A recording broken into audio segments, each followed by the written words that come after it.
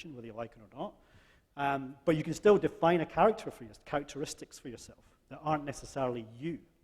I'm not saying you fake something, but in everyday life, you might be one sort of person, but you know when representing the organization that you need to be a little bit more of X.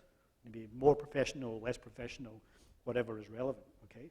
It's not always a complete transplant of your personality in there, because when you leave, what happens? Somebody else then has to adopt your personality, or the whole tone shifts.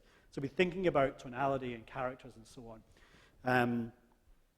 And within that, there's a sort of process that we go through in web development sometimes, well, I should say all the time, really, but only sometimes, which is about user scenarios and user stories, where when we're thinking about a website, we actually create people and say, John is 45, and he likes classical music, and he's got 3 kids, and blah, blah, blah, blah, blah. And we create real people and think about how they might use a website. So do the same thing. Think about if you were a character, if you were a person, who are you, and what would you be?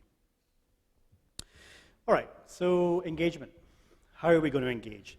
Now, I use these quite frequently because they are they are written.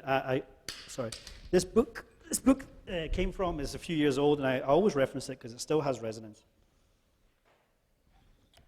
And I've forgotten the name of it.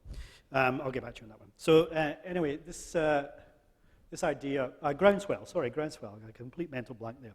So Groundswell came out in about 2008, one of the first books written about social media, but really it was all about how communities can be engaged using social media and how we can use that to the advantage of our organization. All right, so still 4 years later, it still holds true. And this is some of the concepts that they present in there. Because I actually think that we only really use a couple of these things. We don't really use the full broad opportunity that's presented to us. So that first thing about how we're going to engage is in listening. Okay, and I've already kind of explained that, not explained it, but I've already talked about that in little terms.